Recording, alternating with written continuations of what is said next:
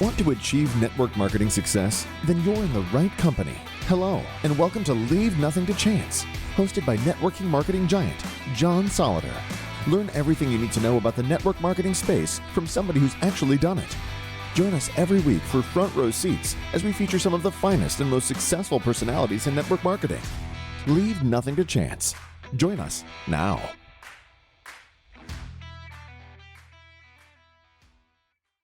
Well, hello, everybody. This is John Solleder and Leaving Nothing to Chance. And I have a great guest today. You know, so many of us are talking about AI, and most of us, yours truly included, don't really have an idea what we're even talking about, but we know we're excited about it, right, Matt? And right. So we found a tremendous guest with a background in this that deals with it every single day. So let me introduce Matt Swalley to all of you. Matt, amongst other things, is the co-founder and chief business officer of Omneky. They are an AI marketing platform that generates and optimizes personalized ad creatives to increase sales across all digital touchpoints, powered by OpenAI's GPT-3, DALL-E 2, and their own proprietary algorithms. Omneky's platform empowers customers to analyze the design preferences of all the customers' targeted audiences, as well as manage thousands of AI-generated ads designed to drive conversations for each customer profile. Matt brings 13 years of strategic leadership experience from AT&T, where he specialized in corporate strategy, business development, and sales team growth. As a member of the corporate strategy team for AT&T, Matt led various strategic initiatives, financial planning, go-to-market strategy, as well as analysis. Matt also held leadership positions as chief of staff for AT&T's global business segment and directed sales teams at small business and mid-market enterprise accounts. Matt has an undergraduate degree from the Kelley School of Business at Indiana University and an MBA from Warrington College of Business at the University of Florida. And Matt, you're still a young guy, so and you've done a lot, my friend. So welcome to the show. Thank you, John, for having me. I'm so excited to be on Leave Nothing to Chance podcast here. Well, thank you for being there. And I think you're living up in Pittsburgh these days, correct? That's right. Yeah, we've been here for about 2 years now. Moved from Texas, close to where you are. That's a change, right? You go from Cowboys country to Steeler country, right? Yeah. So, Matt, you know, we could start at a lot of different places, but, you know, you've led direct selling teams. You've worked with people like myself and like many of our listeners that lead sales teams for a living. And let's just start with this question. What is AI? So AI, artificial intelligence, is a way to learn from vast amounts of data and move really, really fast. So there's all this data available, and you keep hearing of these different things called large language models. And basically what is happening is they're learning from a data set, taking away insights from it. And then, John, you turn into basically commanding or asking it to do something, and then it's learning from that data, then producing a result in a much quicker time frame than the past. And there's lots of different elements to AI, from computer vision that can scan images or videos to there's inputs and there's outputs, right? And there's a lot of different ways you can use AI. So as a small business person, right, dealing in network marketing, I've got listeners also that, you know, as we talked about earlier, I've got, you know, friends in the insurance business, the financial services business, real estate, small business. At the end of the day, you know, sole proprietorships, you know, small partnerships, et cetera. People who have to go out there to the marketplace and constantly attract new customers or users for their product. What's one of the ways, or several of the ways for that matter, that they can utilize AI to do so? So it is increasing efficiencies for many different areas of, number one, targeting your ideal customer profile. So you might have a number of different customers, and you could be focusing on a number of different cities or different geographies. AI allows you to move really fast in taking as an input, like customer data, who they are, what they do. It's going to help create scripts, value props, images, potential videos in the creative process for lead gen, for example. And it's going to help you go to market with a bunch of different personalized type of ads. In the past, that would have taken your team, you know, multiple different people over months of time to create.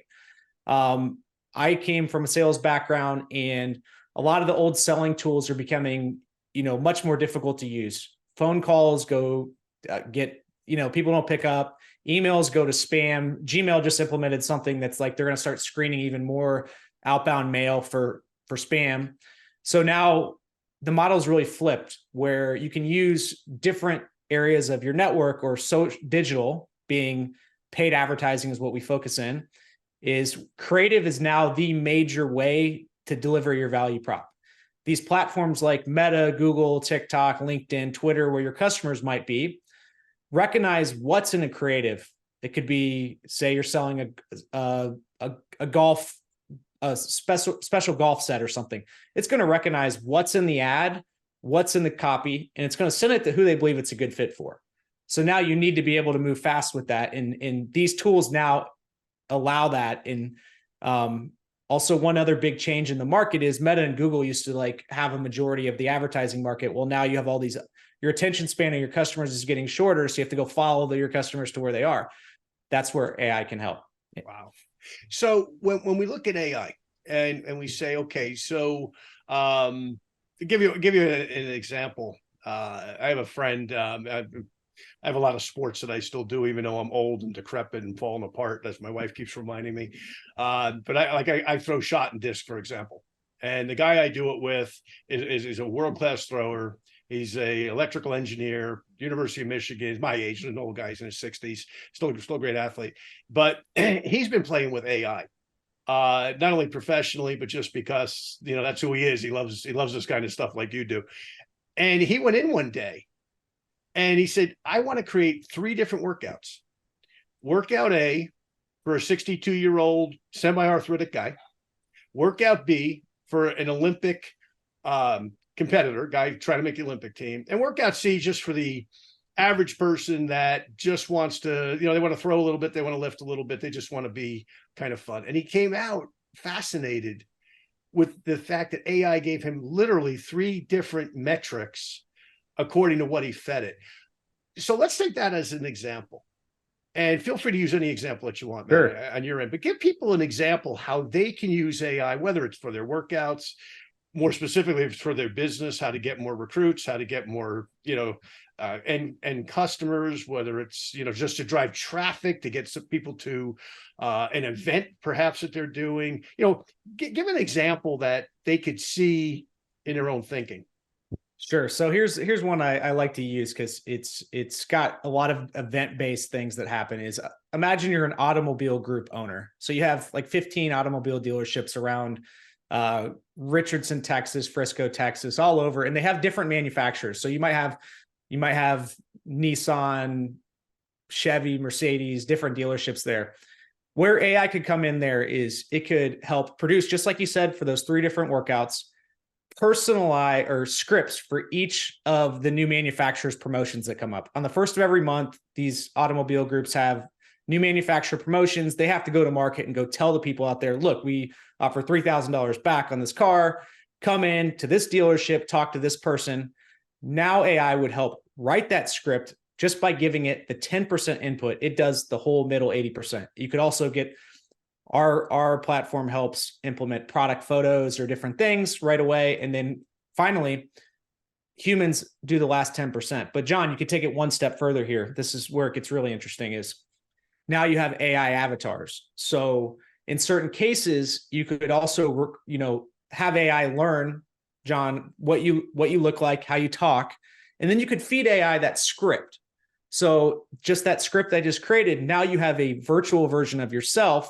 You can immediately go broadcast that on organic social or paid ads or any place your customers could be. Now, the technologies keep improving so fast, but this is being done today. And then it's really the most amazing part is it turns into like a really short cycle where you can get this stuff done in hours versus it used to be weeks or months. And you could have all kinds of events that are coming up in a couple of days or a week later, and you can do very specific, tailored marketing for all the different channels now. So I love that example. So let's just say, for example, I'm doing a big event in Toronto. Let's use a real example. I'm doing a big event in Toronto in the early part of February for my business, and want to get people there. Obviously, want to get my existing sales force there, my past sales force there, and hopefully a future sales force there. So how would I use it? Number one, for my existing sales force to communicate, hey guys, I'm going to be in town at, this hotel, blah, blah, blah, blah, blah. That seems to be the easy part. The hard part is, how do I tell the person who's never heard of me, never heard of my company, never heard of my brand, hey, I'm going to be in town. You're welcome to come. I'm going to be at this location. And more importantly, why should you come? How would you utilize AI for both?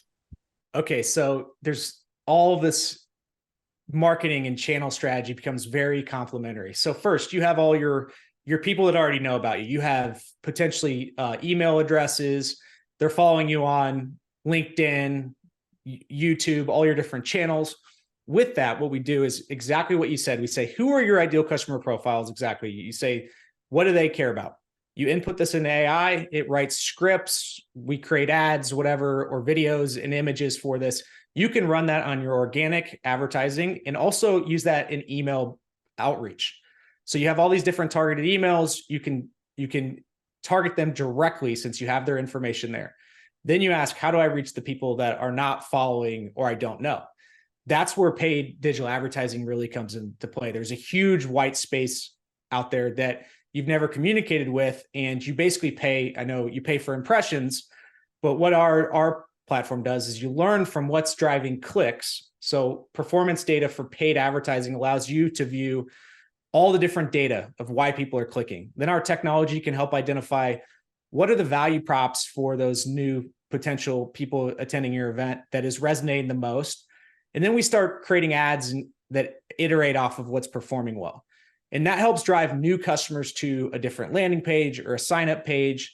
And then you keep nurturing those, John. So it's a constant feedback of improving your landing page so you're collecting data, bringing in new customers through paid ads, and then nurturing your customers through other channels like organic or email marketing or PR or different things. So, okay, building a community. So I want to build a community on Facebook that knows, hey, I'm going to be in this city on this date doing this activity that you may or may not be interested in, but come down and see if you are, right? Make your own judgment, right? Which is nothing new. I mean, in the old days, 40 years ago, I ran newspaper ads and direct mail to do that. Today, I can use AI. How do I build that community so that, once again, those people have those reminders where I'm not on top of them every single day, but they go, oh, so-and-so is going to be in town. I don't really know if this is for me or not, but let me go take a look. Let me put it in my calendar, wherever they keep their calendar. How do they build that community using AI? So the major thing where AI plugs in now is you can get much, much more granular on like 4 different criteria. So one is personalization. So you know the attributes of what you could have 10 different customer profiles out of your customers. You could tailor individual messaging for each one of those different specific types of customer. The second is localization. So number one, you could target geographies. So you would narrow it down if you have a specific geography you want people to see that and go to the event. And then you can also tailor the messaging. So it's got Toronto written in every aspect of the event. It starts to, for different languages, for example, that's another beautiful thing is like you could have localization of multiple different languages if you're targeting, if you're going into different countries that don't speak English.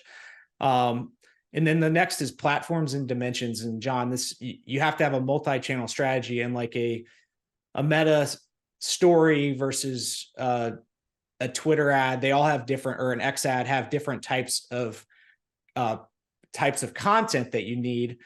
That's where tools like Omneky come in, where we have simplified the whole workflow and we deliver the finished ads so you can just immediately take those to the different platforms without having to go use 10 different AI tools. So you still would use the Googles and things like that as to advertise, right? But you would use right. AI engine instead of go to my landing page. Like this, the AI would be the step up. Am I correct in that? It helps bring people to your landing page more effectively. So where the future is there's still, John, at the front end, 10% human input. Think of that as what are your goals? Who are your audiences? Or data can help you learn who your audiences are too from performance data. The middle 80% can be done by AI. It can help write the copy, produce images, produce videos, move really fast there. And then the last 10% still has a human element is the way we look at it. is you turn into a curator or an editor, for example, where John, you're just reviewing the final thing, making sure it makes sense, making sure it aligns with your brand. We've built some technology that helps, make sure there's guardrails, although you still want that last 10% to make sure you can go edit everything before it goes live, and then you click approve and it's ready to go. So really that middle 80% is now done by machine versus multiple people within your company. Amazing. So what's this going to mean to the workforce going forward? Like, so obviously when AI is going to do so much of this work for us and is for the companies that are already utilizing it in different industries, what's that going to mean in terms of the future development? Like if you had a young person who's 20 years old and they're saying, let me look at my career. What should I study? What should I go to school and study? And no way is out there. What should they go? Give them the direction. The craziest thing is we're still at the very, very, very earliest stages of this technology. So today is going to be much different from a year or two from now. And what I would say is you have to just start using it. There's all these free tools out there. What I like to say is there's a bunch of AI newsletters or technology newsletters. Ben's Bites is one of my favorites. They're going to send you 10 different new AI applications that are created every day or every week. You can look at them. So when you're a young person, you should be constantly signing up for these and testing the ones that are free. You're going to learn how to prompt engineer, which means how do I instruct AI to produce something that's valuable? You're going to get to test all the different elements of it because there's millions of different ways you could use this in business cases.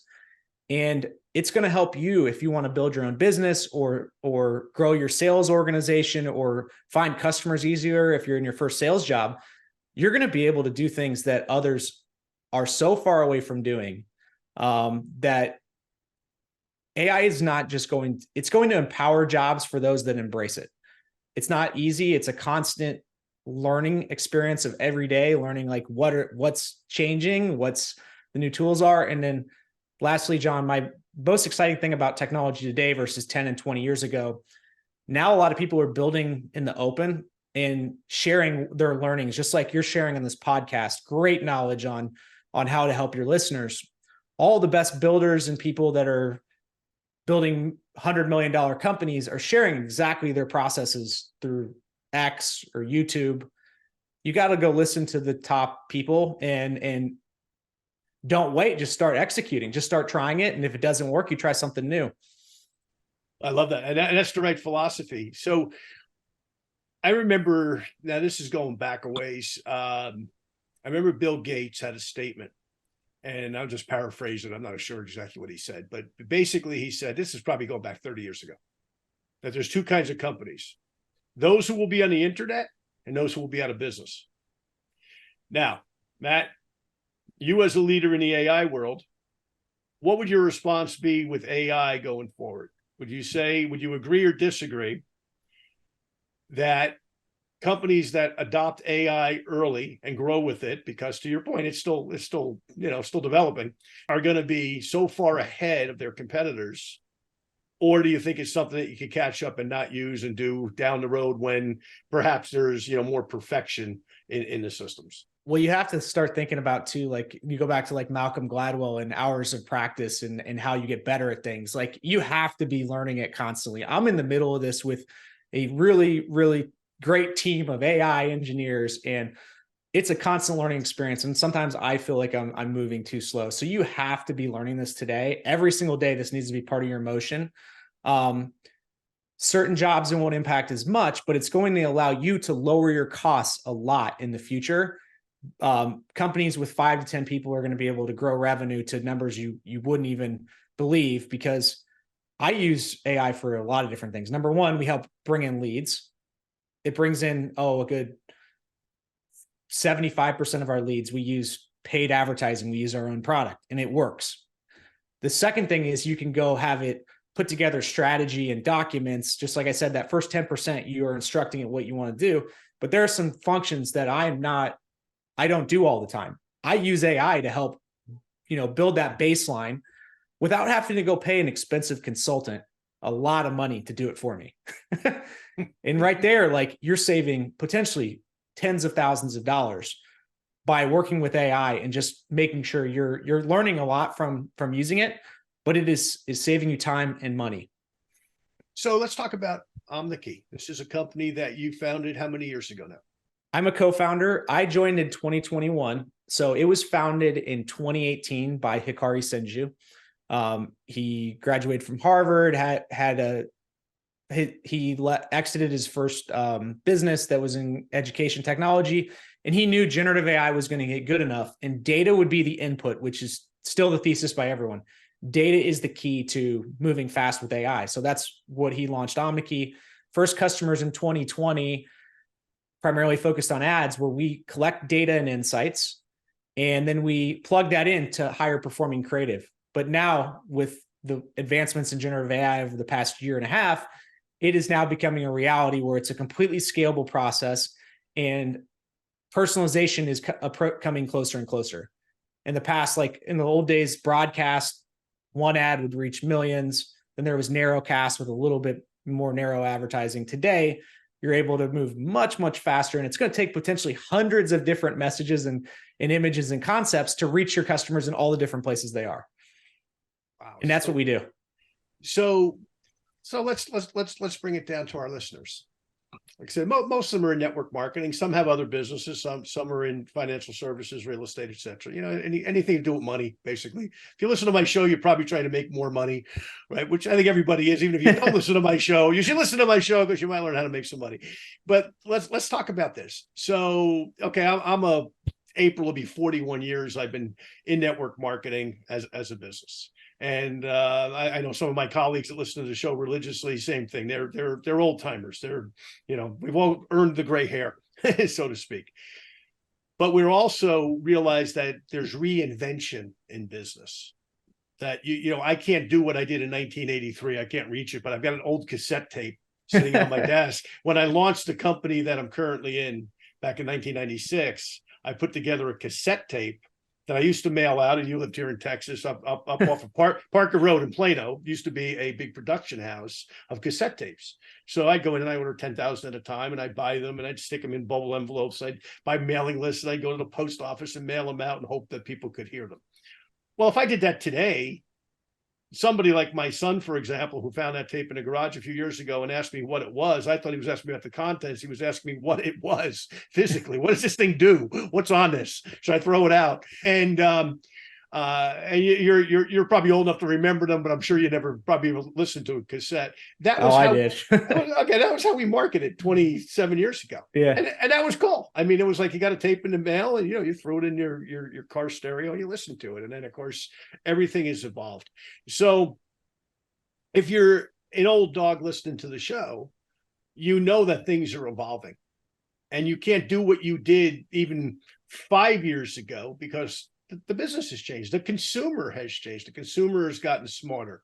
And the consumer is looking to be marketed to. And I'd love your response to this, Matt. They're looking to be marketed to in a contemporary fashion. Right. Once again, if you sent them that cassette tape, they go, okay, they may know where a cassette tape goes, but they don't have a cassette player. They'd have to go buy one, for example. So it wouldn't be a great way to build a business. A great way to build a business now is utilizing all of these internet abilities that we all have, because we've all got our cell phones and everything else, whether you're 62, 42, 22, or 82, we've all got the ability to use technology. So I'm saying all that to say this, Matt, to ask you a question. How can Omneky, your company, help some of these people like myself that know that it's out there, know that the technology is needed, know that my consumer wants to be marketed to in that way? Maybe not all of them, but some of them that I'm missing today because I'm marketing to them with last year or last decade's technology. How can you guys help? Well, we are a direct plug into teams. So we are kind of like that partner platform that plugs directly into teams. So we do it all on our platform, from analyzing the data to delivering content every single week that is using the latest technologies. I will say, though, the other thing, John, you could do, though, is you can ask a lot of these AI applications as well. What are some other ways I should reach my customers? This is the way I was doing it before. This is my goals. These are my customers. What are other ways I should be reaching my customers today? And AI will help you brainstorm a bunch of new ways to take it. And just like the cassette tape, because I did that. By the way, I didn't use cassette tapes. I sent CDs in my early days. And I also did handwritten cards, which I still do a lot of times because that's a great differentiation. Personalized marketing is getting to that point where, just like you were mailing a cassette tape, now they're going to see that wherever they are digital. That's going to be more personalized. At some point, it's going to be able to say your name, John. It's going to say, hey, John, this is what we do. This is why you need it. Click here and come set up time to talk to me. And it's going to be anywhere they are. Just like I think we were discussing Minority Report, back an old movie with Tom Cruise, where he's walking around. He's got all these different ads wherever he is on all these walls that are talking to him. We're not that far away from that part. We're in the early stages of it. It's going to be more pulling customers in by them seeing things that they want to see, pull them in, and then the sales process changes. How do I move them? From our perspective, in leading sales teams a lot for many years, we used to have outbound motion, ask the customer a bunch of questions, try to get as much data as I can, and then it's follow up.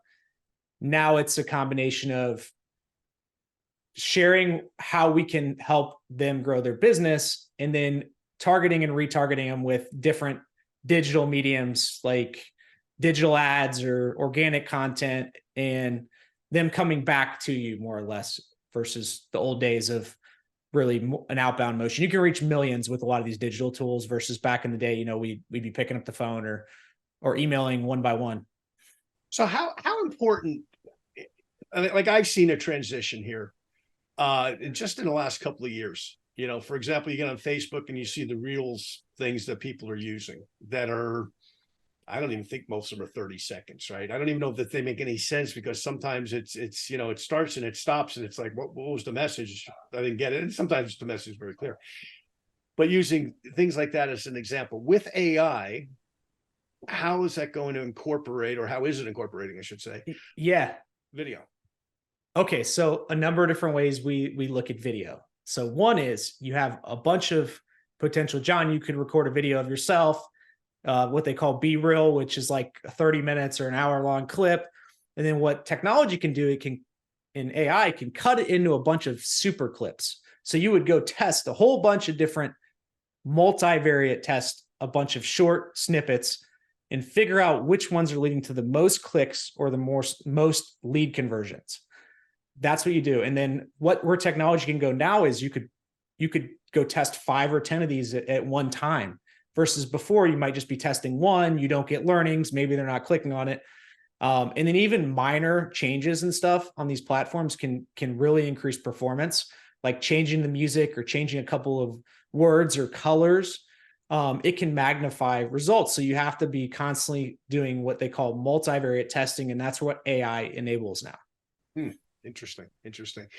And this is an expensive process, or is it like everything else with technology? It started here and it's already coming down to kind of fit the consumability? For small business, it's not expensive because all these tools are low cost for if you're using them yourself to build things. Now, Omneky is a complete plug into your team. And we focus a little bit more on larger small businesses, mid-market, and enterprise. So our platform does everything from analytics to generating finished creatives. So we're competitively priced for what we do, but we bring a huge value. But no, it's not incredibly expensive for people that want to go test it. It's very low cost, a lot of these technologies, or even free. That's what's been interesting, to me is it seems like, tell me your thoughts on this. It seems like, if we go back to the cassette tape mailing them out, that was about $3. By the time by the time you bought the envelope, paid for the tape, stuck it in the mail, paid for a mailing list, maybe it was more, but let's just call it $3. That was expensive, because let's face it, most of those things either didn't get delivered, wound up in the trash, or the cassette tape still got broken by the time the person got it. And so they couldn't listen to it. You had to mail them another one, right? So now you're up to $6 and you don't even know if the person really was interested or not. You know what, John, real quick, you want to know what my favorite line was when someone asked to send me information? They'd say, send me information. I'd say, well, what size is your trash can? Yeah. And I'd say, oh, I'll send you that size information. Exactly. But yet we really were marketing to one person at a time, which we still are. At the end of the day, you're still trying to reach somebody who says, hey, I like what Matt's selling, I'm going to buy it. Or I like what Matt's selling, but I'm not going to buy it. Or I like what Matt's selling, but I can't afford it right now. Maybe I can afford it in 3 months. Or, so at the end of the day, people are still people. They still have to make that. And I guess that's the 10% you referred to, is the human factor. It's still a human being saying, do I or don't I purchase whatever this gadget is that I'm going to purchase? But it seems like it's morphed where you can hit lots more numbers for lots less money, but you still have to be willing to make an investment in something. You can't do it for free. You still have to be able to say, hey, let me monetize this so that I'm going to hit X amount of bodies, knowing that there's going to be a funnel system that goes from, here to here, that there's only so many that are interested and there's only so many that are ultimately buyers of whatever we're selling. So is that a correct assessment with what AI is going to lead us to? Yeah, it's going to lower the cost of content and production to very low. You're always going to pay. You have to have a complementary strategy. I keep saying this across your different lead generation.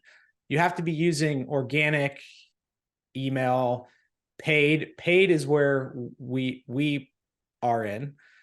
The thing is, John, the biggest benefit, people say, hey, paid advertising is not working for me. Well, you can learn a lot from that data.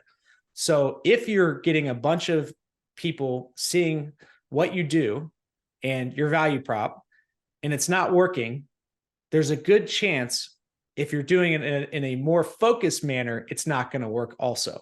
So imagine you might be spending money on people seeing this and it's not working. Well, that means you need to adjust your value prop or change the way you're telling your story.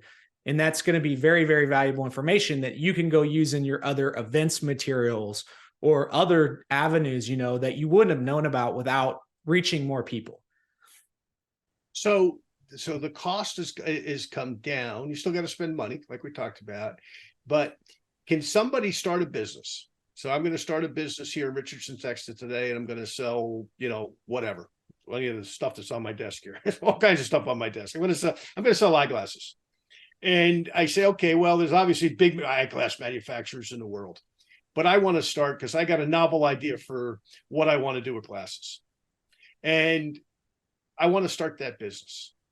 Give me a ramp up strategy using AI with in that case, a commoditized product. Sure. It's already out there. There's nothing unique about it. Okay. But, I'm going to make mine a little different. They're going to be different enough that we can, there's going to be a pitch, right? Obviously, of why mine are better than these existing manufacturers, right?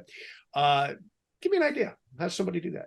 So first I would go ask AI, I'd say, what are my first steps to incorporating this business? It's a glasses business. It's going to give you all the steps. How do I go get my business license? How do I do this? That's easy. Now, what are the first steps I need to do to go to market? It's going to say, set up your social media accounts, set up your website, set up your landing page. AI will do your landing page for you, John. So right away, what's your value prop? Upload a couple of images of your glasses. You're going to say what it differentiates my glasses company with the others. It's going to do it all for you. Boom, landing page done. Next thing is, how am I going to go get people to see if this is valuable or not? That's where tools like Omneky come in, where you have finished ad creatives for your business with your story that you believe is the value prop that's differentiation. Right away, you go test that on paid advertising at a budget of, you want to do a couple thousand as a test in a month. You're going to see, is this valuable? Are people clicking on it? Are they submitting their email address? Are they going to buy this? And right there's your initial stages, and AI can really do a lot of the heavy lifting that you used to would have had to, spend weeks and weeks on, go speak with a lawyer, speak with all these other areas. It speeds up the process considerably. Very, very quickly. Any challenge you have, you can just go ask, give me a baseline on what I should be doing in this area. And it's going to give you some consulting on it for little to no cost. So from an entrepreneurial standpoint, this is a lethal weapon now for anybody who wants to start or grow a business. Needs to be on AI. That's safe to say. Oh, definitely. Yeah. I have some friends that want to like go think of potential e-commerce businesses and stuff. And I'm like, this is what you need to do. And, you know, they're moving fast over there, starting up a company, with little to no, with only themselves as the resource, that don't have that knowledge of starting businesses in the past. Unbelievable. I love it because I love entrepreneurship like you do, and our listeners do. It's like I want people to, what's going to build or rebuild the American economy is new business. That's right. Take the old business and fix it, and take the new business and create it. And I think that's what AI is going to do. But I want to make sure that you get some business out of this, and that our people, if they can contact you, keep in mind most of them are small scale. Sure. Okay. Most of them have distributorships that, they're either part-time, they're making some extra money. But most of the people who listen to our show aggressively want to grow. That's why they, they take the time every week to listen to people like you and I, talk to each other and say, what idea can I glean from that? How would they contact Omneky? What services can you offer? Let's just keep it in the direct selling realm for now. Like the other businesses can figure it out. But, you kind of described what you can do for them. But are there small packages that a small network marketing person can invest in and say, hey, let me try this out. Let you guys help them, through the process. How would that work? Yes. So our current product we just released, and by the time this podcast is launched, we have a new product that is great for testing with technology. And where you'd find us at is go to omneky.com, OMNEKY.com. You can schedule demo. In the note, you could put, you leave nothing to chance on there, so we know you came from this podcast. Otherwise, you can reach out to me at matt@omneky.com or connect with me on LinkedIn and send me a note. Great.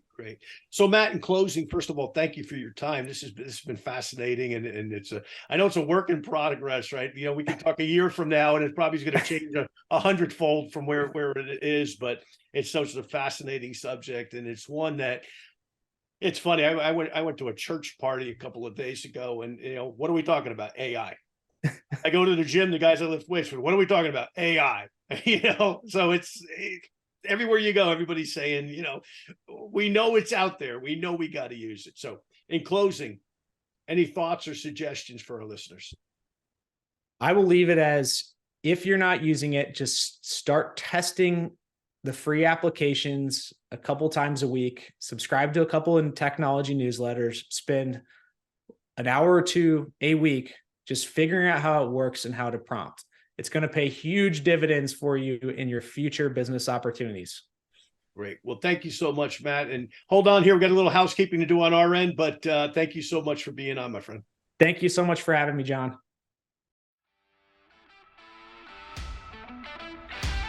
Thank you for listening to this week's episode of Leave Nothing to Chance. If you want to know more about what it takes to succeed in the network marketing space, join us again next week for another amazing episode. For additional resources and to connect with John Solleder, visit leavingnothingtochance.com. Don't forget to leave a review, and we'll see you next time.